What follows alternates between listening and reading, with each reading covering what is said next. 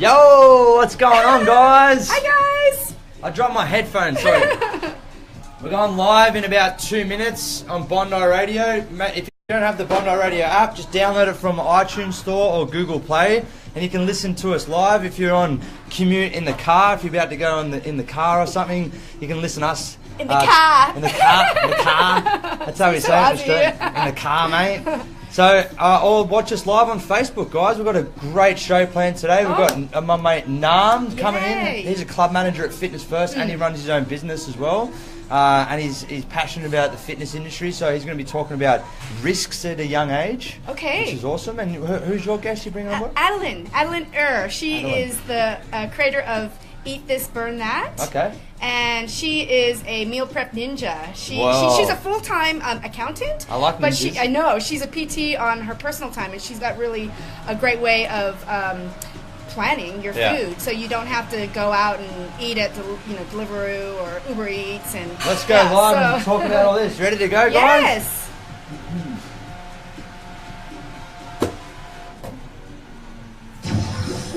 Pure Class A, high voltage, ultra live and direct. Bondi Radio. Ladies and gentlemen, we are live down on Bondi Radio on the Weekend Wellness Show. This is Zollo, your host. And wait, what's going on here? What's going on? I knew we were going to muck it up. We haven't got it right once. Me. We still got the music playing. That's okay. It wouldn't be a show if you didn't do that. We're still live. We're still live. I think we're still live anyway. Hello. We're still live anyway. Welcome to the Weekend Wellness Show. This is Zollo, your host. I'm with my awesome co-host, Sheena, Alexandra. How you going, Sheena? I'm doing really well. Thanks, Liam. Thanks for that great intro. Yeah. Look, I had it all planned this week. I know. Should we do it again? No. There we go. I think we're live now. Oh, no, we're live. See, you're teasing us. I'm teasing us. I think we're live I think now. we need to redo it. Do you reckon we should redo it? Should we just do the whole thing and go, let's just roll. Let's do it. Well, look, that's what happens when you have a week off. I know. I missed you last week. I didn't really know what to do with myself. Yeah, see, that's what I have 1 week off, and then I keep the music playing, I start talking, I had an awesome intro, and then we had the mics down. Oh, we. Okay, me. I'll take responsibility for my actions there, guys and girls. That was me. I'm gonna have to start shadowing you. Look, I'm a fitness instructor. I'm not the whole thing with the DJ thing. Like, there's a lot of twisty knob things absolutely. Here, so it's all pretty challenging. But anyway, I'm super excited to be back. Yes. How's your week going? Oh, it's been a busy week. Yeah, I just wanted to start off dedicating this show to Louise Hay, who passed away this week. Louise is actually one of those people in my life that has been a beacon of change for me. Yep. You know how we talk about Stacy being a beacon of change, Stacy from Life Design. If I didn't meet Stacy, you and I wouldn't be here today. Yep.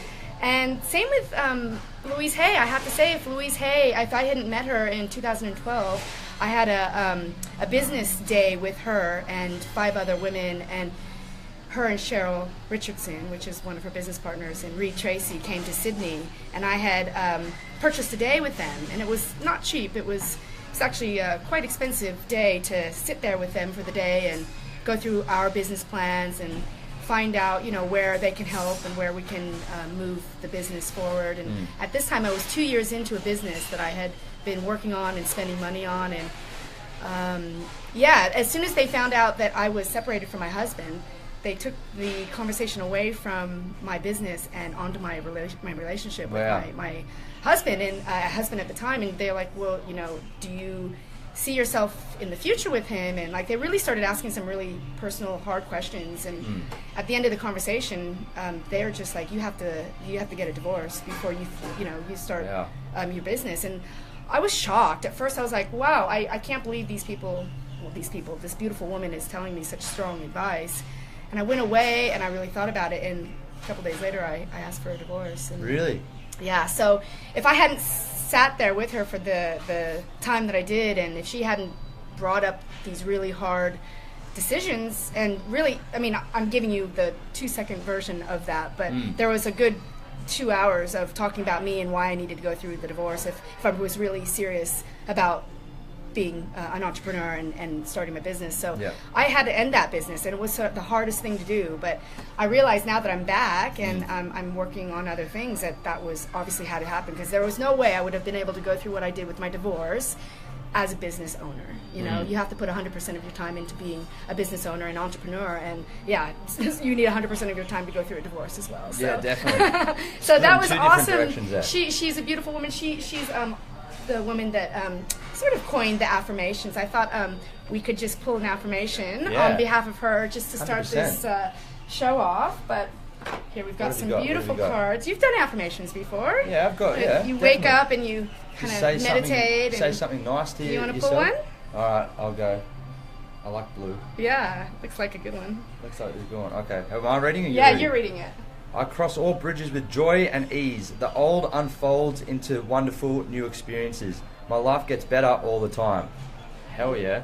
I'm safe, it's only change. Oh, that's happening with me this week. Wow. So I read your one out then, didn't I? No, that was yours. Yeah, that's true. Okay, my income is constantly increasing. Whoa. Yay. Maybe we swap. No, this one's mine. No, let's swap. I want that one out. out. I begin now, today, to open myself to ever-increasing prosperity. Oh, wow. That's happening to my life right now, actually. Yeah. I can't wait to tell you. But Yeah, anyways. definitely. Yeah, that's awesome. Yeah, so it's R.I.P. on a Louise. She's beautiful. celebration. Yeah, this is a celebration, and this is in honor of her, and she would be proud that we were pulling affirmations and talking about her. Definitely. And what's I'm her book? gonna read her book again. Well, this is a book. I was on a trip, and I was not really in a good space, and it was probably about a year after I met her, and this book just popped out at me in the bookstore, and I picked it up, and this is You Can Create an Exceptional Life with her and Cheryl Richardson.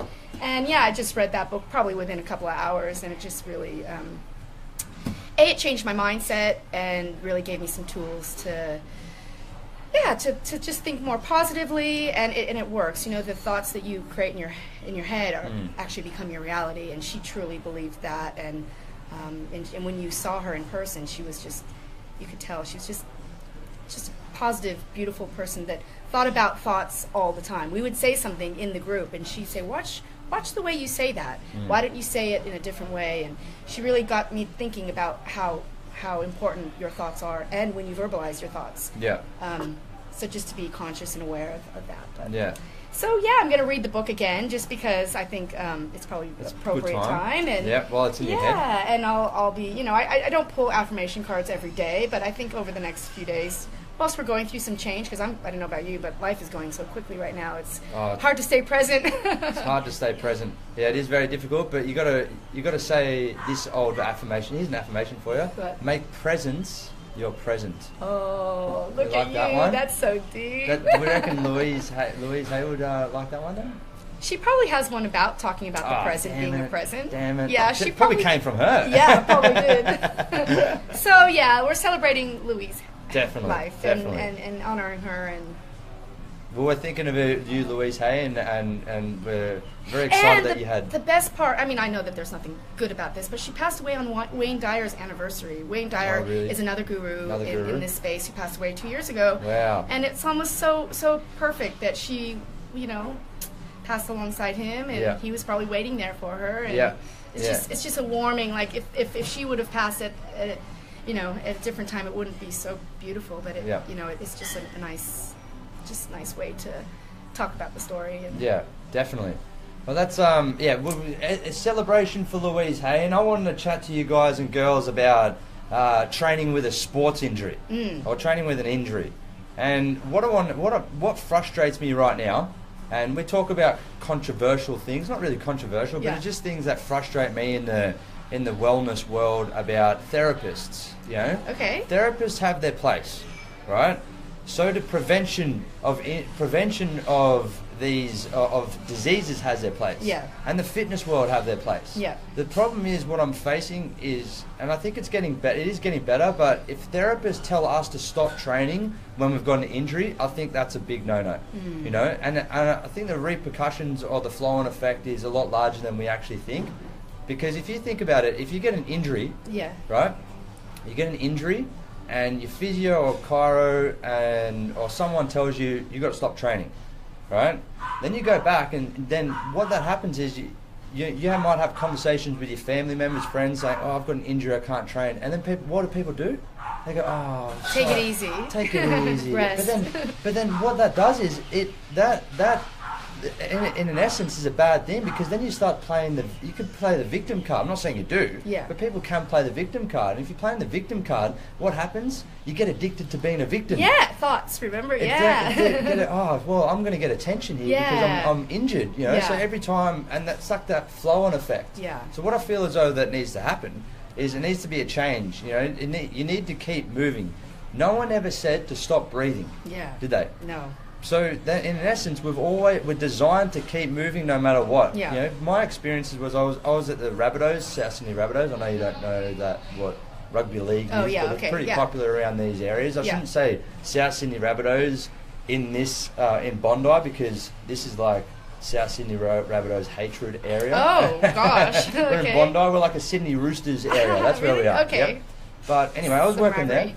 Some rivalry there. But I was working at the Rabbitohs, and that was something that I worked on.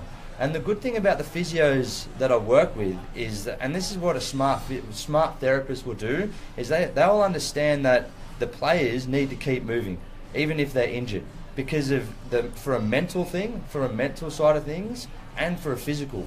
Because what happens is when you train with an injury, right, it actually, and I might have mentioned this previously in another episode, if you train with an injury, what happens if you've got a sore shoulder, then if you work in the other shoulder, the sore shoulder gets stimulated through the muscles, through the nervous system. So it's actually smarter to keep training even if you've got an injury on the one side. Wow. Does that make sense? Yeah. So, you know. So what if you're in a cast? What if you're in like proper, you can't. What cast? What was it? Maybe your arm is broken and you've got a big plaster cast and you're standing like this and you can't move.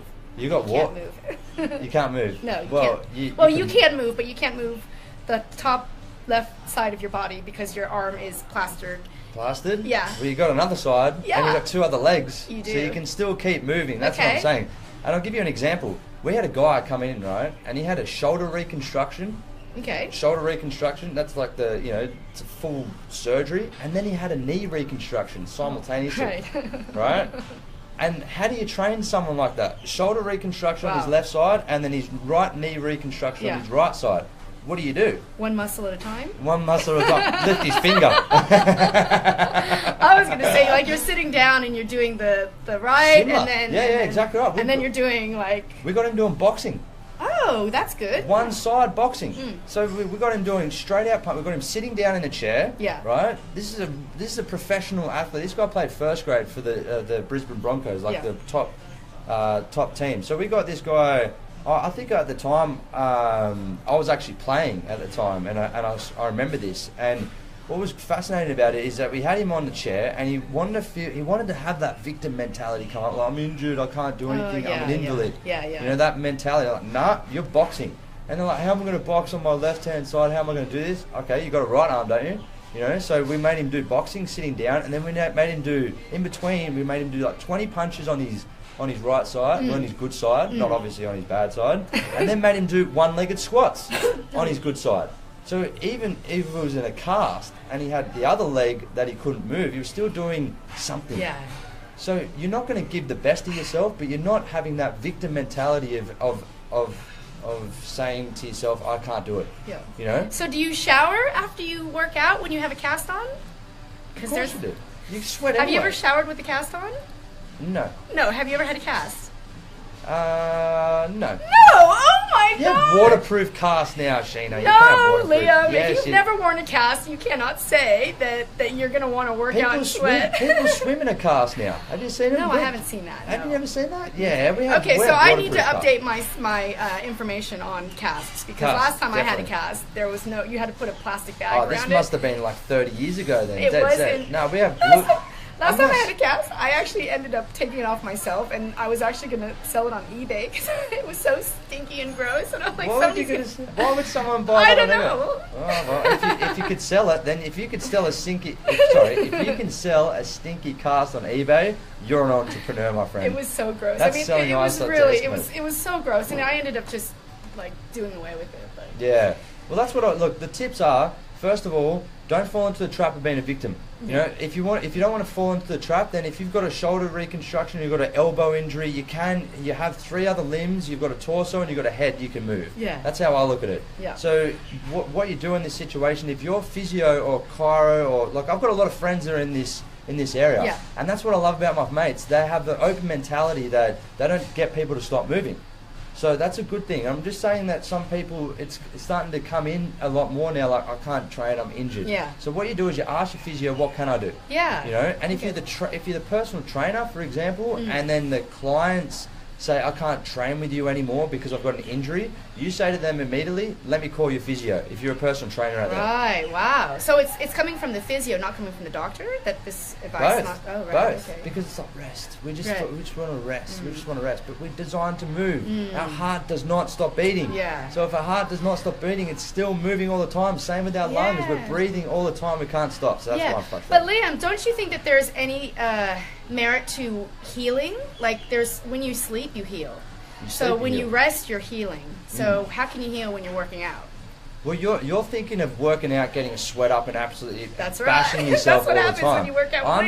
I'm saying move. Oh, move. You know, okay. so for example, Emily's brother, my girlfriend Emily, Yeah. plays for the USA rugby union team, and he Okay. just had a shoulder injury recently. Yeah. So what they did, that's why they're smart with the rugby guys. They know that they have to keep them moving, otherwise it's going to take so much longer to get them back. So what he does, what does he do? He can't do any lower body stuff. Okay. He goes hiking and walking. Oh. So he has a 10K hike. That's good. It's moving. Yeah. I'm not saying that you have to go out and do boxing like we were doing. Yeah. You have to absolutely bash the person every single day, but you keep them moving. So you think it's a good thing to dedicate at least 1-2 hours a day, no matter what, to moving? Just as much as possible. Because if you sit down and then you're in the TV, you get in that trap of the 70% of the population who starts becoming obese and that stuff. Absolutely. I'm not saying you will go down that path, but it's just so easy because it's easy. Take a break. Relax. Yeah. It's Kit Kat, It's the Kit Kat thing. Take a break. No, it's not taking a break. We're designed to move. Yeah. I mean, I think I got a little bit of that when I was driving for Uber that one night. I was driving 5 hours then, and then the next day I drove to Ferrara, and I literally got ass ache, from sitting down for so long. But I mean, I don't sit down at my job, but I can imagine the people that sit down all day long will get ass ache as well. And if they're moving around, they're going to want to, move their blood and massage the areas that might have. This is going down a dangerous path. We're going to have to bring a sire in for the sexologist to start talking about this stuff now, if we start massages and stuff like that. But that's what I just wanted to mention anyway, the injury world. You can still continue to move no matter what. Good. You just got to reinvent yourself, and you just got to keep moving. That's good. Good advice there. Yeah, thank you. I just wanted to. That's what it really frustrated me, that people started going, I'm injured. You've got to do something. Yeah. You can do something. Our body's designed to move. We can do, or something is always better than nothing. Yeah. And just off the tangent here, we've got 3 lifeguard girls. Oh, are they like actual lifeguard girls, or are they? It's like a publicity thing. I don't know. I'm not too sure here. Like they've got a charity. Baywatch top. Yeah, charity thing. Anyway, okay. So we haven't even talked about too much about our guest. We're going to bring in our lovely guest. 25 past 11. Yeah. We're going to bring in Naum soon. Naum. My good friend. Look, why I want to bring Naum on the show, right? Yeah. Is because he's not directly my boss. His partner, his girlfriend partner, is my boss. Oh, right, okay. So she's the club manager of my gym, and so he's the same level in another gym. But what I found so interesting about Naum, and he'll explain a little bit more in detail when he comes on, his story is fascinating. He's like one of the youngest club managers in fitness first. Oh, right, okay. So to see what to go to his level at such a young age is remarkable. So he's an entrepreneur as well. He's an entrepreneur. Wow. He started off as a personal trainer, and then he moved into personal training manager, my role, and then he's moved into club manager. But he's 24 years old. Oh my gosh. He's 24 years. He's 24 years old, Sheena. Wow, that's He's awesome. Accomplished what I've accomplished in 11 years in the industry in like 4 years or something like that. Yeah. So that's fascinating. That's off to a great start, especially if he does have an entrepreneurial mind. Definitely has an entrepreneurial mind, and he was, and I feel like I'm stealing the show here when he comes on, but he was he had someone working for him in Fitness First as like a mentorship thing that you can do within like a year of being a personal trainer. So a year of being a personal trainer, he had someone essentially working for him. Yeah. He's a good leader, and an entrepreneur. Yeah. An entrepreneur now, he's a club manager. So we're going to bring him on. We're going to go to a song now. Yeah. Do you have anything to talk about? No. I'm good. I'm totally good. You good? I'm really good. All right, sweet. So we're going to go to a song, guys and girls. This is the Weekend Wellness Show. We'll be back in 5 minutes. You've got I was going to just say, do you want to reiterate what our Yes, I'll reiterate exactly why we're here. This is the Weekend Wellness Show. We are here to inspire the millions to help you become more of a confident, fearless version of yourself. That's from the Weekend Wellness Show on Bondi Radio. And we'll tell you more in detail why. I just said that with passion, and that'll be coming in the future. Roll it. Roll it through. Anyway, that's what we're here for. We want to help you become more of a confident, inspired version of yourself. Okay, so any way we can give the latest tips and trends to get that way, that's why we're here. Liam, Zollo, Sheena, Alexandra. We'll be back in 5 minutes, guys and girls. Broadcasting from the world-famous Bondi Beach, this is Bondi Radio. Slow start. Whatever, we're a little bit rusty. It's a bit I'm rusty as. This is a great song. Yeah. Very rusty. Oh, now I understand where you're coming from. It's so loud. Yeah, it is, yeah. It's really loud. Okay, let's get ready for Naum. Yep. Okay. Oh, shit. What? I'm going to just make sure that... Hi there. Nice to meet you. Good to meet you. Excited to just going to double check. No worries. Hey, mate, what's happening? Thanks for having me. No worries, man. I'm so sorry I didn't give you a call yesterday. Oh, man, it's not a big deal. To go through everything. Do you want some headphones? What's best? Like, it's probably easier not to have headphones, right? In a way, yeah. Sometimes, like, I just like to be able to hear myself. I don't like that. So then, if you don't like that, don't have the earphones. Yeah. The only suggestion is that just remember that you're about this far away. We can hear you clearly. Anything less than that, it sounds a bit like too distant in the background. Yeah. So that's the only reason why I listen to the headphones in, so I can hear myself speaking and see what the other viewers are listening into as well. But yeah, so people get comfortable and they start going back and they start chatting around. So anyway, you'll be fine, man. Yeah, I think that's good.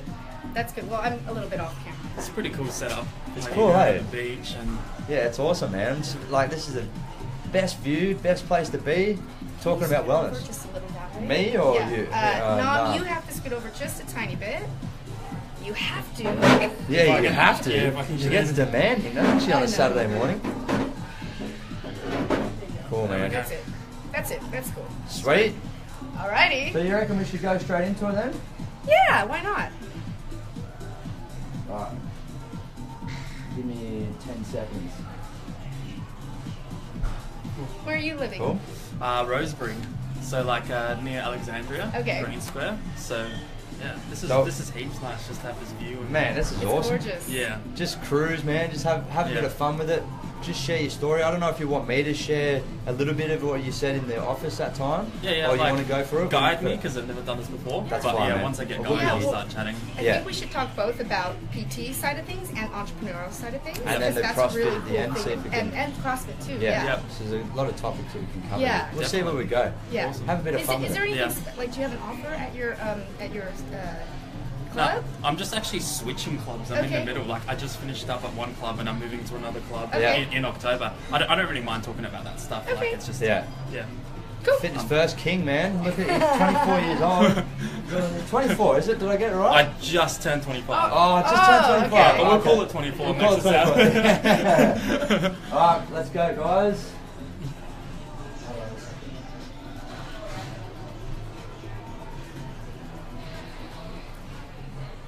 Broadcasting from the world-famous Bondi Beach, this is Bondi Radio. Ladies and gentlemen, we are live down on Bondi Radio. This is the Weekend Wellness Show, and I'm Liam Zollo, the host, with my awesome co-host Sheena, Alexandra, and our guest Naum. I got that all in one breath. Yes, you did. How good was that? That was a better one than the Yeah. first starting one, man. We had the microphones down at the start, Really? and I was like, welcome to the weekend wellness show. And I'm a bit Pumping rusty. it out. I had a week off last week, and it was no one could hear a thing that I was saying before. So, bit rusty, but we're back. Yeah, you made it up on that second one. Yeah, So. I'm super excited. Mate, I had to bring you on the show, man, Yeah. because we've had a connection since I first started at Fitness First.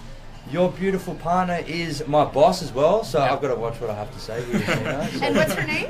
her name is Brooke Sanders. Brooke, okay. Yeah, so she's been awesome, mentored me into my role, been Yeah. an absolute privilege to work with her, and then she brings Naum in, and I'm like, man, this guy's amazing. I have to just continue to chat with this guy. So anyway, I wanted to chat with him because he talked to me about this opportunity, or his first opportunity in Fitness First, and how it was a risky move. Yeah. Yeah, do you want to explain a little bit more in detail about that? No problem. So first of all, thanks for having me, Liam. No worries. But yeah, now that I sort of look back on it, I look back on it and I think, would I make the same moves? And it was quite risky. But I think there's definitely a lot to learn from how I started at Fitness First, and how it all sort of panned out.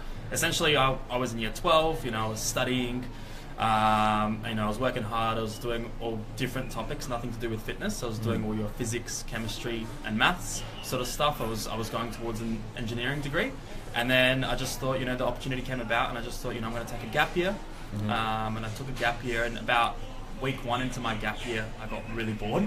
As you do. Yeah, it was just like literally week 1, and I was sitting watching TV, just twiddling my thumbs, doing nothing. Yeah. And this ad came up on TV about the Australian Institute of Fitness, and I just didn't really think about it. I just thought, I just might head down there, check it out.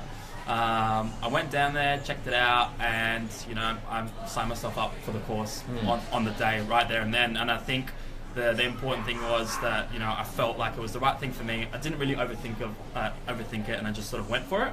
I smashed out the course in about 6 months, and I always knew that I wanted to work for Fitness First because from a young age, probably 14 years old, I was training at Fitness First, and I loved it, and no question in my mind I wanted to work for Fitness First. And yeah, just the opportunity came about. I applied for a job with Fitness First, and they offered me like a franchise PT position. Yep. And yeah, it was about probably $3,500 just to start up. Yep. That's what it is. A Yeah. franchisee model Yeah. of Fitness First. And I honestly maybe had like $10 in my bank account. But I don't know what came over me. I just said to my personal training manager, is it okay if I just pay in 3 weeks' time or 4 weeks' time? I've almost got the full money. Yeah. I'm almost there, but if you give me 3 or 4 weeks, I'll have the full amount of money. And my personal training manager was, yeah, sure, no problems. Just get started, start building a business, and you can pay that money off. Yeah. In a couple of weeks. And I don't know how I thought it was going to work, because I think if I had the opportunity to do it again, I don't know if I would take such a big risk. But I just sort of did it, and didn't really think about it. I just went for it. I pushed hard. I was working maybe 5:30 in the morning till 9 p.m. every single day. I came Saturday, did the same things, came Sunday. I just spent all my time on the gym floor trying to talk to members, trying to get these clients. And luckily within my first 3 weeks, I had 40 paid sessions, and it just sort of worked itself out. 40 paid Now sessions. that is an entrepreneur right 40 there. paid That is sessions. awesome. That is hustle. That Yeah. is so hustle. Hustle. That is Yeah. so good. Yeah, and like when I was in it, like you don't realize like how good it is. You're sort of just like, yeah, this is just the norm. Yeah. And I think what set it all off is I used to just book complimentary sessions, and then with the aim of converting them. Oh, see? And Smart man. Yeah. Smart man. And on my first day, I converted like my first 3 or 4 people, like in a row. My first 4 complimentary sessions I converted. So I thought, oh, this is the way it is. And I think just that created a lot of confidence, that I just went at it with confidence, and I was able to convert a lot of people. And I don't know how I did it, because Well, I was just going to say, you probably got personal. How did you get personal? Did you talk to them about their personal stories? How was it? You approached them in a way that was obviously effective. Because that's a challenge as well, by the way. Because if you got it in the back, story? if you got it in the back of your mind, my story when I was going on the gym floor, my first thing on the gym floor was like 18 years old, and my PTM just said to go and smile. So I had this like fake smile, and I walked past the treadmill like, "Hi guys," and I went straight back in the locker room, and I was like, "Man, that didn't work at all." And then I went back out, and then I went to a girl and said to her... And he picked up on her, right? Well, not intentionally. Totally picked up on her. What I said was like, "Oh, you're looking good." So that sounds sleazy, but you know what I'm like? I'm just I didn't mean it that way. I'm just we're trying to be innocent anyway. So then she looked at me like, oh my God, this guy's the biggest sleaze in the world. So that didn't work as well. So I had a lot of pain leading up to it, and it was mainly because I had it in the back of my mind that I had to get him as a client. Yeah. You know, do what I can to get him as a client, and my things didn't work. So how did you know what to say, and how did you push that in the back of your mind to try and get them as a client simultaneously, not looking desperate like a desperate car salesman? Yeah. Did you have that about you at all? Yeah, I think I did, and I think what added to it was I just had a lot less fear of failure about everything when I was 18, and a lot less care about things. So it didn't, I think the gravity of the situation wasn't really impacting me. Like I said, I did that thing where I said I'll pay back that $3.5 grand, and it didn't really affect me. And I knew I had to get clients pretty quickly, but I think I just said to myself, you just got to do it.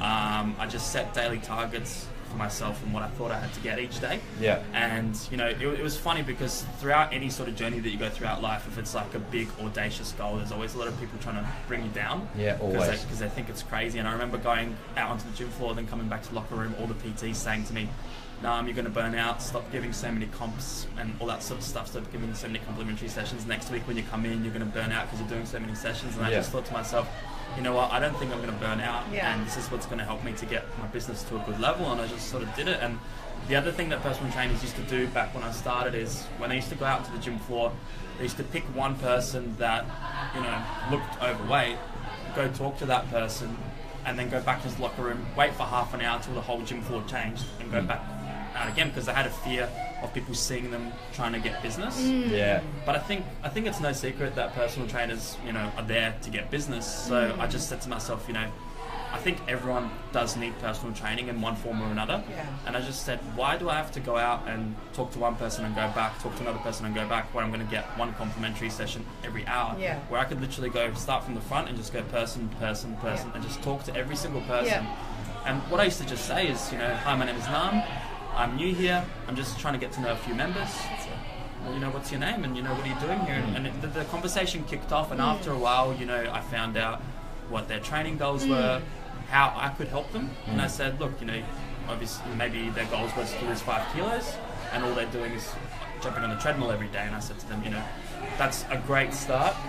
But what I'd recommend is doing this, that, and that. And, they'd get really excited about it, because I'd sell the benefits of doing resistance training or circuit training. They get really excited about it. I'm like, look, Liam, if you don't mind, come in next week for free. I'll give you 1 hour session. I'll show you how to do all that sort of stuff. And at that point, they were like, that's awesome. Of course I'll come in. And they'll come in, and then after then, they'd want personal training. It's an easy approach. It's not a sleazy way of doing things. It's a great approach, because then you can be yourself for that hour. Yeah. You don't have to put the pressure on yourself. Yeah. They can get to know you. Yeah. You're focused on them. It's a win-win. Yeah. Well done. And I truly, honestly believe what Naum said, everyone needs a personal trainer. Yeah. Even personal trainers need personal 100%. trainers. Yes. So it's just, we're all here we all need fitness.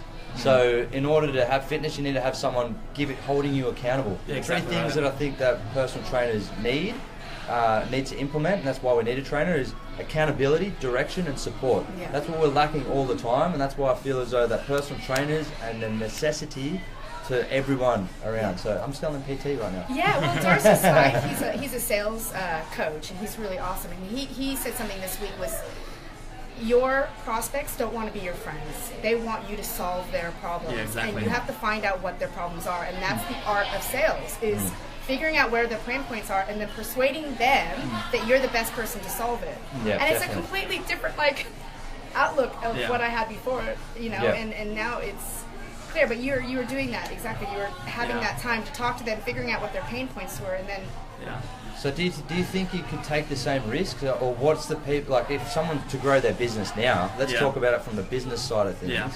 If someone to grow their business, is that what you need, just to take that risk, or is it like my chips are all in? Because that's what it sounded like you did. I think you do sometimes need that push, because then you just have that drive to really push and succeed. And I think if you research all the really successful business people in life, and people have really gone far, they have started sort of with nothing, and in that real situation of it's tough, and they really push hard, and then they come out at the end successful. And the other thing as well, with goal setting, if you set yourself a goal that's I want to I want to do a bench press of 50 kilos. You're not going to be really motivated to get there because it's just like a small achievable goal. You're like, yeah, if I get there, it's cool. If I don't get it, it doesn't really matter because it's not really that big of a goal. Definitely. But if you set yourself some sort of a massive goal that seems a little bit out of reach, you'll be thinking to yourself, you know, if I do get there, it's going to feel amazing. You know, it's going to be hard to get there, but you're going to have that drive because it's something just out of reach and it's going to motivate you to actually achieve it. Yeah. And I think with goal setting as well, that's sort of the mistake that people make is sometimes they make their goals a little bit too close and you have to put them a little bit slightly out of reach and they'll actually drive you in a way to achieve it. Definitely, I strongly agree. And that's with not just business, that's just with everyone. Like that's people within the gym, because you see people in the gym and they go, I want to lose a few kilos. I'm like, what does a few kilos look like? 3 kilos. When do you want to achieve that by? 10 weeks. I'm like, if they're going to have that goal, it's not going to be a long-term thing, you know? And when you set yourself a challenge, like doing a half marathon or a 50K walk or run, your mind changes. Yeah, exactly. It's not just your body, your mindset changes. And that's something that is... Because you're like, holy crap, I'm in this. Yeah. That's what I used to do as well. With the marathon that I ran, I go, I want to run a marathon. And I only had 28 days of preparation because the marathon was in 28 days. Yeah. So it's like, okay, I'm booking it, and then I've never run a marathon before. Yeah. It's like, well, what do you do? How do you train? Yeah. How does a person train to get to a marathon in 28 days?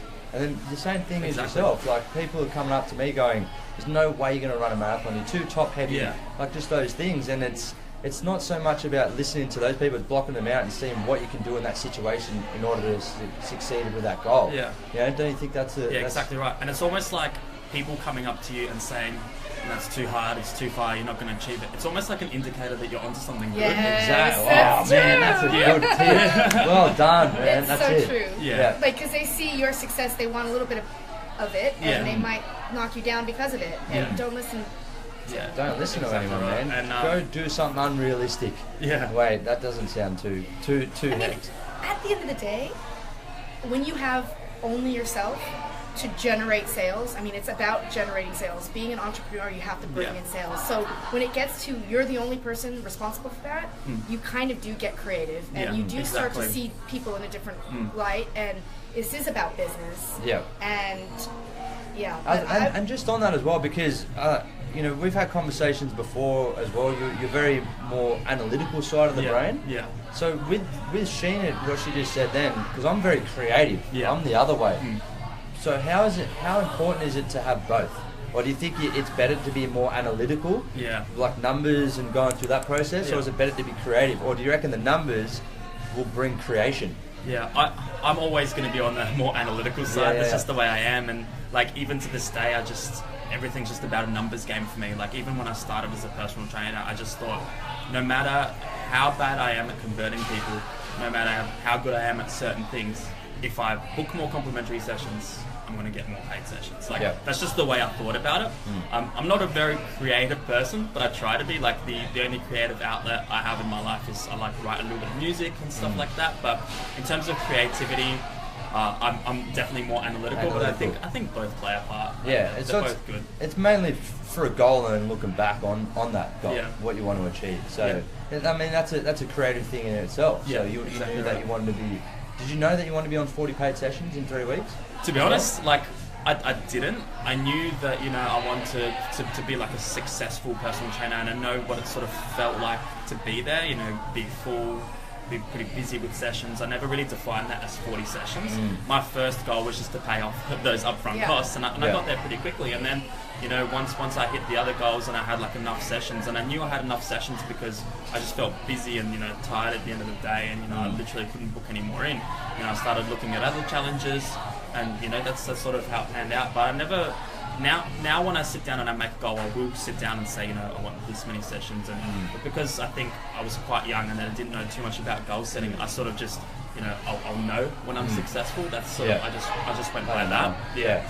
So you're working backwards. It's almost smarter. Yeah, exactly. You're working smarter, not as hard. Yeah. You had a question? Can I ask of your customers? You call them clients or clients? Yeah. Of your clients, can you talk about a couple of goals that you help them achieve?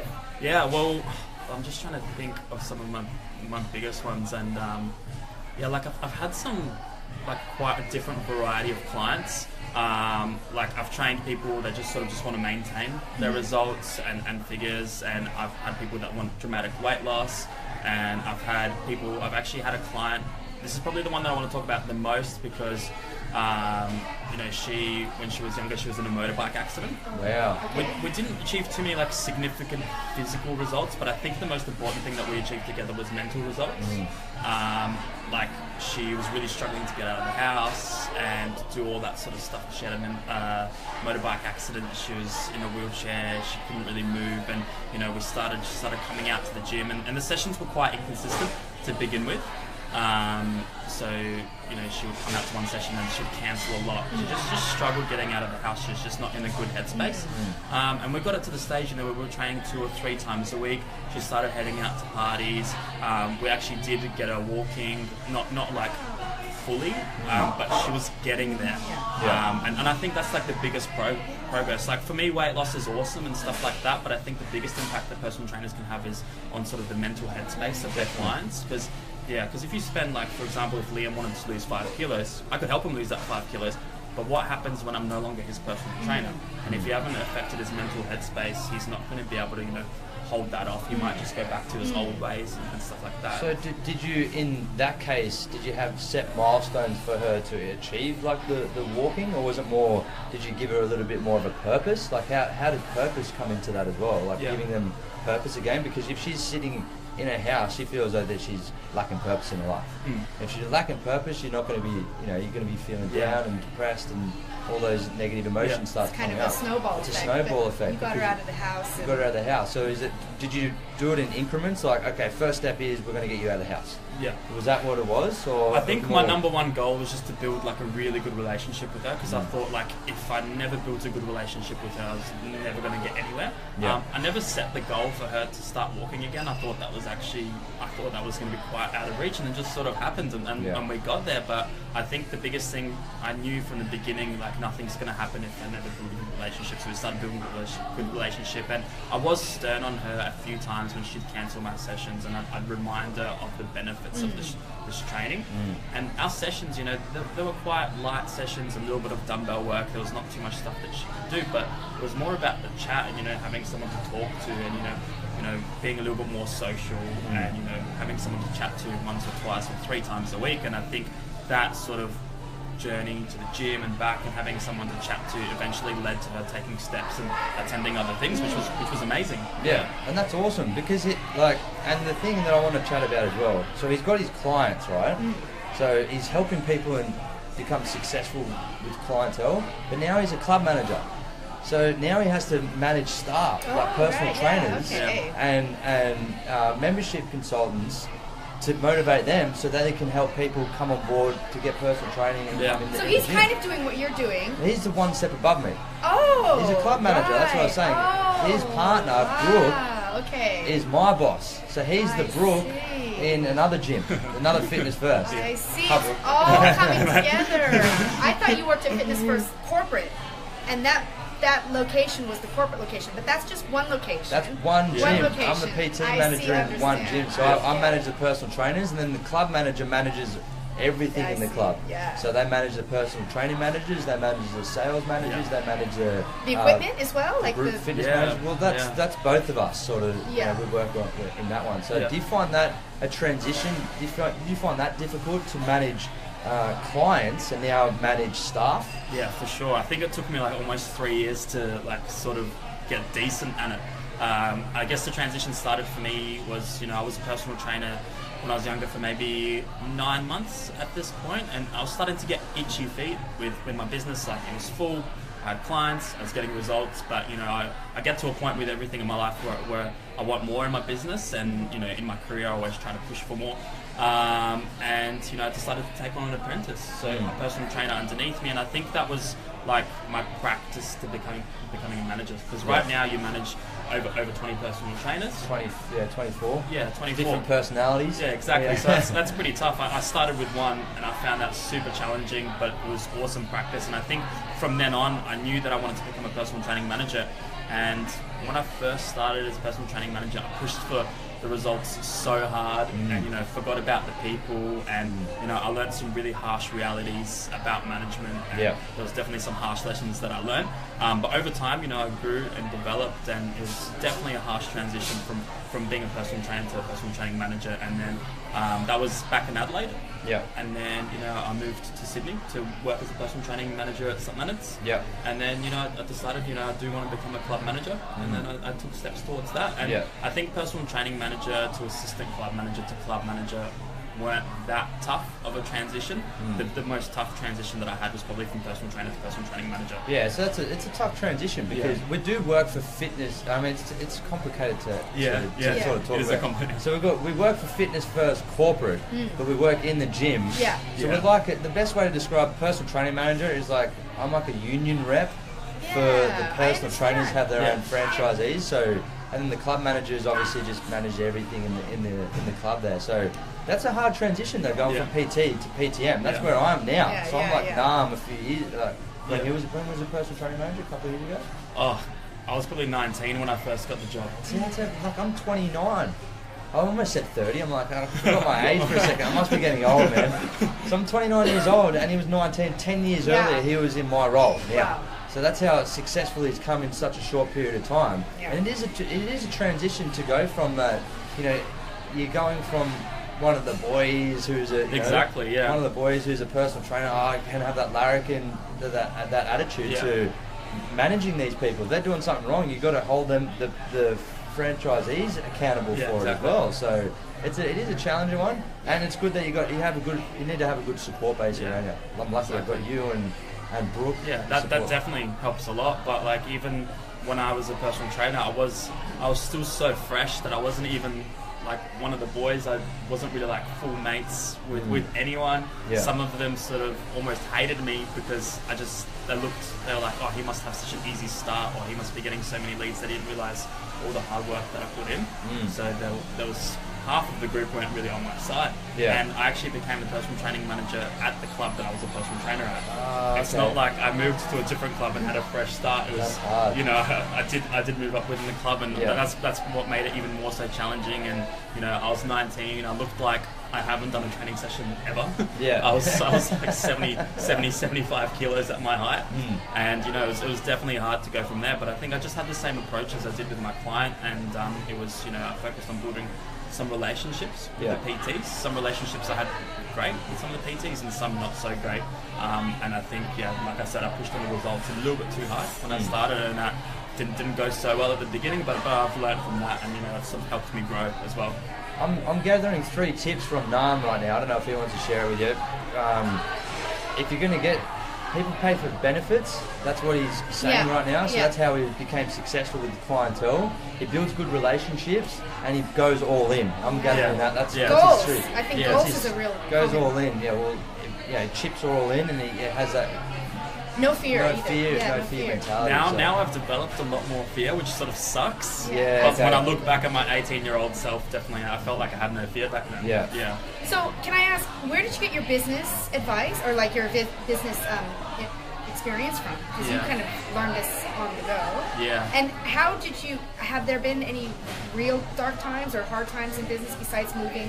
And how did you handle it? I guess like my dark times haven't been in my own business, but it's been like when I've been a personal training manager and the whole team's like been against me. That's probably like my darkest time, and it's been bad at those points.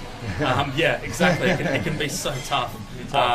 Especially when you're like 19 and you've got like these 30-year-old bodybuilders that are like 3 times the size of you. It can be pretty intimidating. But I guess so with my business advice, it's weird because I never really got any business advice. I went to like the induction as a personal trainer. You get like a 3 or 4 day induction, and I really just listened. I wrote everything down. It's probably like the most studious I've ever been in my whole life. And I talked to my personal training manager, and I think because I didn't look into it too much and I didn't really think about it, I just focused on the basics, but I just went at the basics really hard, and I just did them to my full capability, and I think that's what made me successful. I never really learned as mmany business skills until like later, until now. Yeah. What I was doing, I didn't really realize what I was doing. I didn't really have a formula for it. You know, all I went off was what I learned in the 3 or 4 days at PT induction, which was a lot. Yeah. But I didn't. It's not like I did a business degree or owned a business in the past, obviously. And it all sort of worked out. And you know, like Liam said, I focused on building those client relationships and, you know, adding value. So now you're 25, conquering the world. I wouldn't say that, but I think I love where I am at the moment. That's good. Yeah, and I love my job. It's great, and you know, there's definitely a lot more that I'd like to achieve and different areas that I'd like to go in. But definitely very happy with where I am at the moment. And with the basics, like that translates into everything in terms of success. Like that, because I've got the opportunity now, and if I told you, I'm the under 20s Italian rugby league coach. That's awesome. So which is pretty cool. Yeah, but second year coaching, seriously don't know what I'm doing sometimes. But I played the game a lot, so I should understand it. But what I try and do is implement the basics with the guys. And if you just, you know, for rugby league, I don't know if you're a rugby league fan, but you have 6 tackles. Hold the ball for 6 tackles, don't drop it. It's pretty simple, right? Yeah. If you hold the ball more times than the other people are going to hold the ball, you're going to have more opportunity to score a try. Yeah, exactly. So it's really basic, and then so those elements, and even with professional rugby league clubs, the more people have like a simple game plan or a simplified version of where they want to go, they tend to get there. The people who overcomplicate things just think too much, and that's the message that I'm trying to get across. That you could try and saturate yourself with knowledge sometimes, and that leads to procrastination. So there's a quote there. I was going to say an affirmation. That's the wrong affirmation. The quote: "Saturation leads to procrastination." I believe so. Stick with the basics. I reckon that's awesome. Exactly. A lot of valuable tips here, Sheena. Well, I was going to say, and I think like don't lose focus on sales. And I think the way that you've approached it, it's a perfect opportunity to meet people and to have that soft sell. You know, and you're going to be at the gym anyway. You may as well be talking to somebody that might be a potential client. Exactly right. Yeah, exactly right. I think when I look back on sort of my earlier journey, like the 2 biggest things that I can apply now that I should be applying is, you know, that fear of failure just stops people from achieving their goals. Like fear of failure itself, you know, you won't achieve your goals more likely with fear of failure than just actually doing it. If you do it, you'll have a chance of achieving it. But if you don't do it because of fear of failure, you're never going to be able to do it. And I think the other thing is because I was young, I didn't really think the things through. I sort of just felt it, and I just thought, you know, that's what I want to do. So I just went for it. That's other thing that people might be able to do. Did you talk your way into fruition as well? Like, you know, people tend to talk about what they're doing as they're doing it. Like Conor McGregor, he's a good one. I mean, we're not going to go down the boxing road, Sheena. You don't have to worry about that one right now. But he's really great at telling people what he's going to do. And then he does it.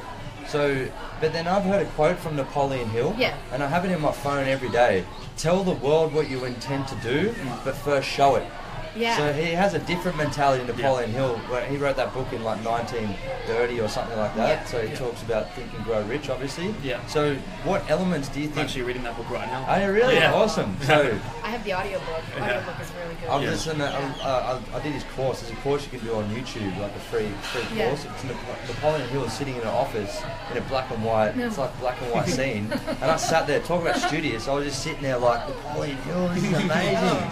So it has goes through his 17 success principles. But I remember a quote always stuck with me. Tell the world what you intend to do, but first show it. Don't tell everyone what you're going to do. Just show them first. So that's always a good message. If you don't talk about it, you won't get the naysayers, right? Exactly right. In a way. But did you feel as though that you talked your way into it, or are you more of a you showed the world? I wouldn't say like I talked my way, but there was definitely a lot of self-talk that happened, which I think is really important when it comes to overcoming anything or achieving goals. I definitely like to just even now just prove myself first before just talking out loud, but the self-talk that goes on in my head is definitely really important. Because if you have someone that's going for a goal and all they're thinking is, oh, I'm not going to get there, I'm not going to get there, I'm not going to get there. Of course they're not going to get there, but you're just putting that in their mind. But if you, in your head, talk positively about the goal, and you know, you could do stuff like affirmations, or even when you're training and you're pushing hard through a workout, you know, that stuff, self-talk really does help a lot. Self-talk does help a lot. And then, because we learned about this in a mindfulness thing. Fitness First took us on a mindfulness workshop last week, I think it was. Yeah, last week, yeah. That's where I made a big boo-boo as a personal training manager. Forgot to take my personal trainers to induction that day. Oh, yeah. Oh, man. Everyone makes mistakes. I've made worse mistakes, trust me. Oh, really? Yeah. And I was the biggest, just don't want to walk into the club the next day, one of those ones. But anyway, I lose track. 66 million thoughts, and I've said it on the show before. Yes. I think it's more around 80 million thoughts a day now with the advertising and Facebook and social media per day. Yeah. So, how do you control that amount of thoughts coming through your body? It's a habit. So if you got to talk to yourself and be. That's why I always talk about self-awareness as well. Yeah. You got to have that essence of self-awareness. If I'm having a thought, then you start to look at yourself from a helicopter point of view. Yeah. That's how I like to look at things. Like if I've got a thought, I'm like, I can't do it, and then I answer myself straight away, boom, and I go, why can't I do it? And I answer that thought back. Yeah. You know, and usually what happens is that creates inner dialogue, which probably could be considered a crazy person, but simultaneously what it does is shut that thought up that I can't do it. Yeah. You know what I mean? And even if I have a continuing thought, like if I can't do it, I can't do it, I can't do it, I can't do it, I can't do it, you can't get rid of the thought. Put it in an accent. Have you ever tried to do that one? Have a bit of humility around what you're doing. I'm telling you right now, I learned that on a course. What's your favourite accent? Oh, yeah. Scottish. Scottish. Do a Scottish accent. Oh, I can't do it, man. I mean, I learned that just recently with my driver's license. And remember, I was telling you about I'm on good behavior now. And yeah, so, she's a criminal, Mom. Don't stop! talk to her, we man. don't want to talk about I've been there as well. I only just got my license back about 6 months ago. Yeah. So we're the criminals. Don't talk to me. I've had my license taken off me as well, so we're on the same club. That's a normal thing, but I don't want to talk about it because I don't want to put it in my head, but I can sit there and I can think about what could happen in the future and get really, really nervous. Exactly. And then I could create my future by these thoughts. Or I can just pull it in and think about the now and how I feel now. And right this moment, I feel happy, I'm content, I have everything I need. And I keep remembering the thought that says, if you think about the past, you're depressed. If you think about the future, you're anxious. And if you think about the present, you're at peace. Exactly right. And that's exactly what I have to do now when I'm in the car. Because if I think about anything else on my good behavior, it might evolve into something that I don't want. Yeah, a lot of mindfulness coaches give that recommendation, because if you think about the past, there's no point thinking about the past. It's happened. If you think about the future, it's not happened yet. You know, why are you stressing about it? You know, you've got to live in the moment. Yeah, absolutely. And most of the time, all of our needs are taken care of. If we wanted a beer, we can get a beer right now. If we wanted anything, not anything. Almost everything. But I say this to Brooke as well when I'm in the club, mate, and I said it before, make presence your present. Oh yeah, that's right. That's your present. That's your present to yourself, presence. But look, that's the best way to live. And with the thoughts that are coming through your head, you can only retain only a certain amount of those thoughts. But we have a thing, and I've mentioned it a couple of times before. I think it's called the reticular activity system, or the RAI in your head. That's like a filter, you know, it's like a water filter. You know how you pour water in the top of the water filter and then the water trickles down and then you're left with the filtered water? That filter is our reticular activity system. So if you pour a bunch of water in, right, at the top of pour a bunch of good thoughts, negative thoughts, all those thoughts on the top of the filter, the reticular activity system filters it down and then you're left with the end, you know, water, the clean water. But the problem is, that filter, if that's negative thoughts as a habit, if you have those negative thoughts as a continuous habit, then it's going to filter down into negative actions.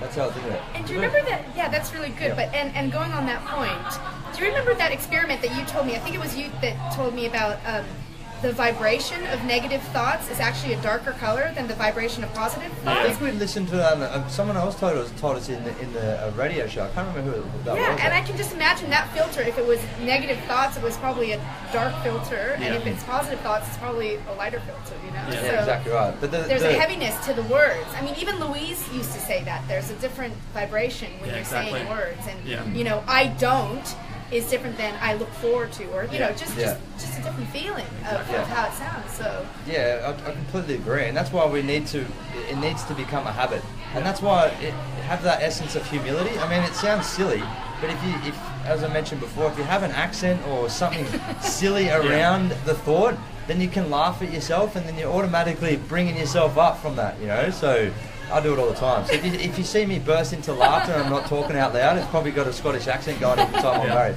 The other thing with thoughts, and I I heard it and I've researched it before. And have you guys heard of the 5-minute journal before?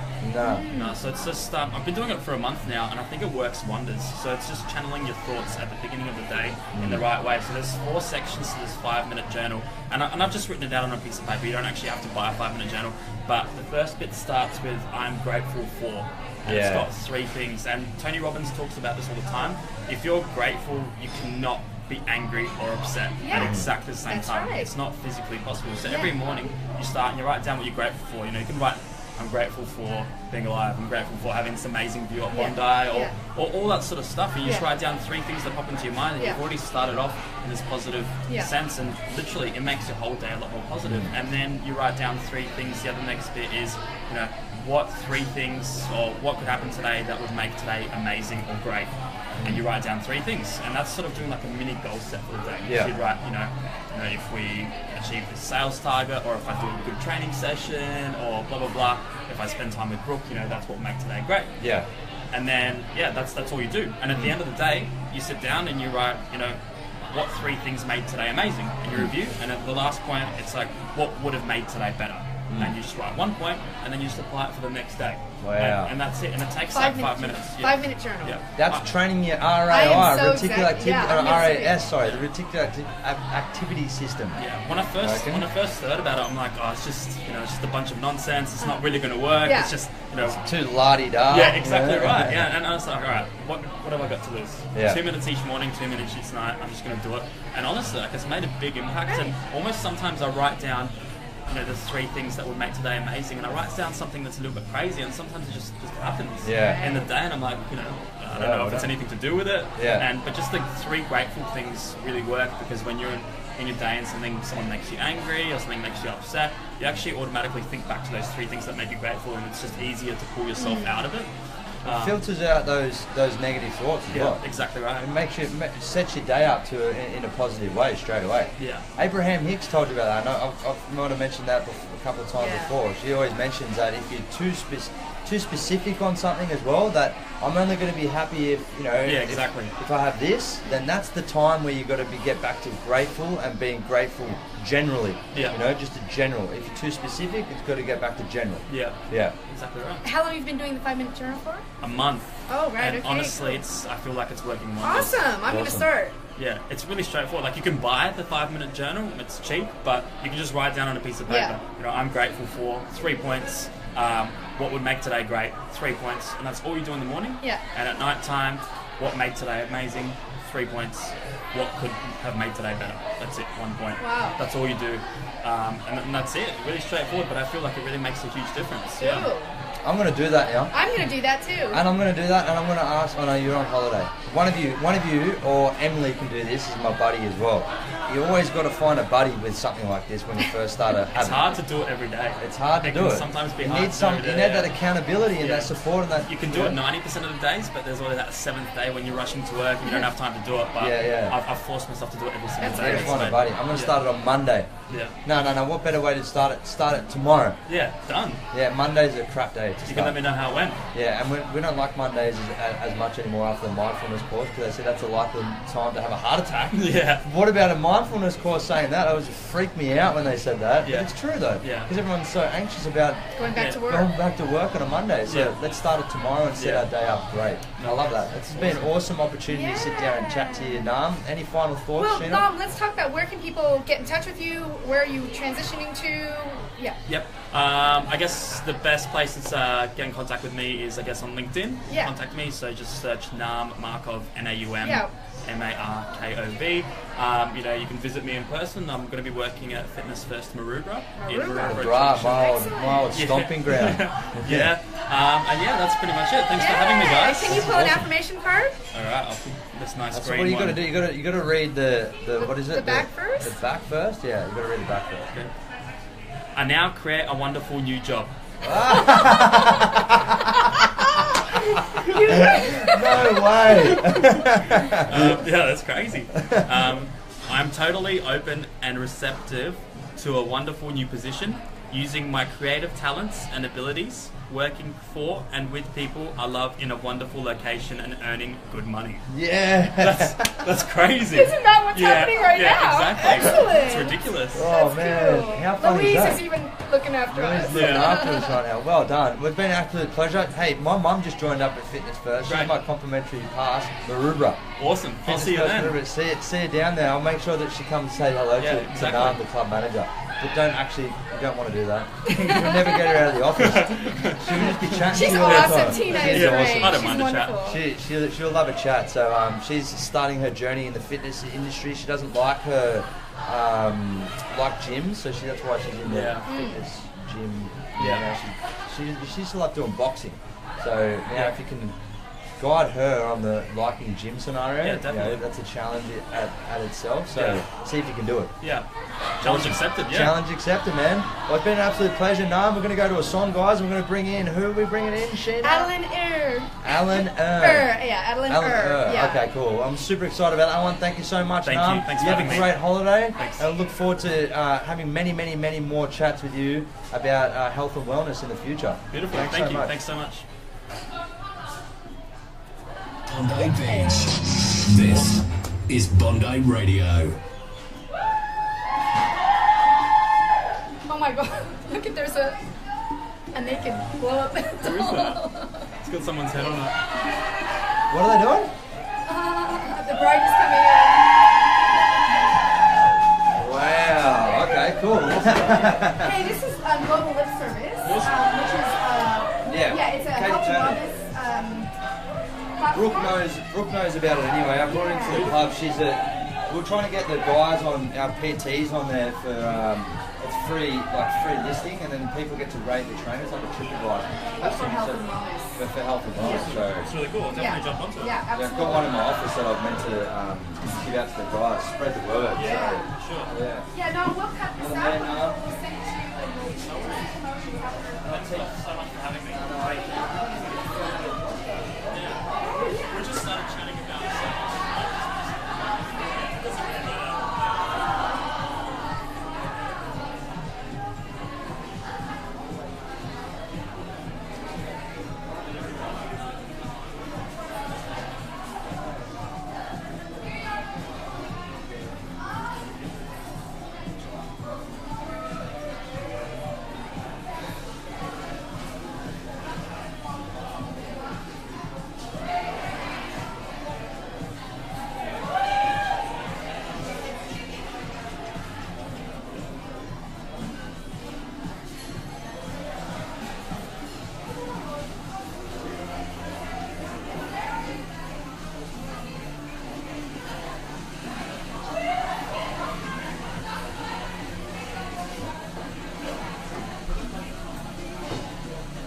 Alright.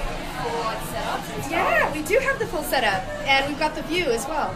So you're gonna sit here, and I think what I'm gonna do is I'm gonna turn off the Facebook and then restart it with your name. I'm gonna take some Instagram story.